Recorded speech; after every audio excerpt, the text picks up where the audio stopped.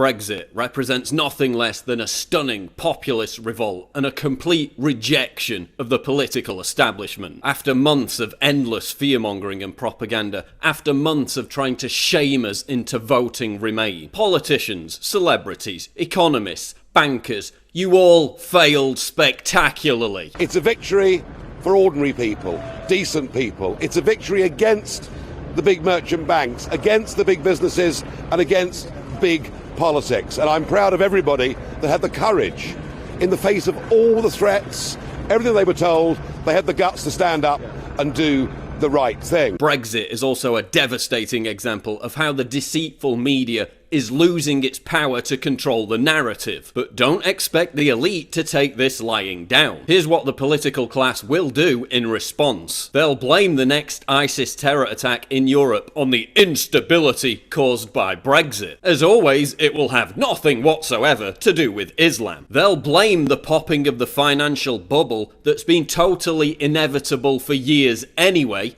on Brexit. They'll then try to offer Britain a new deal to stay in the EU, or they'll just make us vote again in another referendum until they get the result they want, like they did in France, Ireland and the Netherlands. These people are snakes. Don't think the battle is won. It's only just beginning, because the political class is backed up by an army of authoritarian, anti-democratic, leftist morons, thousands of whom have already signed a petition to hold another referendum. Sky News and the BBC are also floating this second referendum crap. Listen up, lefties. I know you're upset that months of virtue signalling about how progressive you are for voting for Remain on Facebook has turned out to be a total waste of time. But you lost. Get over it. Maybe you'll now finally realise that calling people racist or Nazis over and over again isn't an argument. It doesn't work anymore. I mean, look at some of the reaction.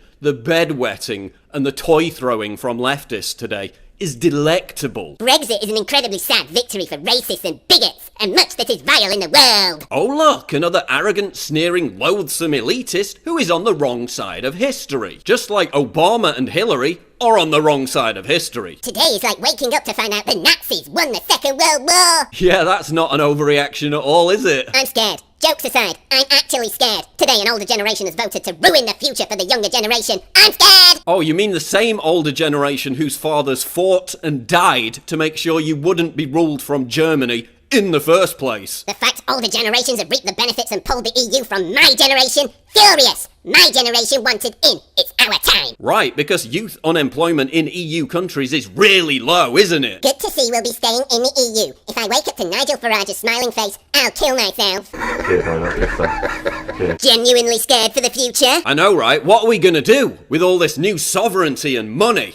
It's terrifying! But Brexit is about more than just getting out of the EU. It's about reclaiming some genuine sense of patriotism after decades of being told that we're a country whose glory days are long gone. A country that should constantly apologise for its colonial history. Constantly being derided as small-minded little Englanders. Constantly being lectured that we're racist, merely for expressing concern about mass immigration. This is a rejection of the politics of fear, the politics of grief. This is a new morning for Great Britain. This is the dawn of a populist uprising. This is a catalyst for the rest of Europe to throw off the shackles of the EU. Let's not allow the political class and the authoritarian left to hijack what we've all worked so hard to achieve. Brexit is a crushing victory for the people against the establishment.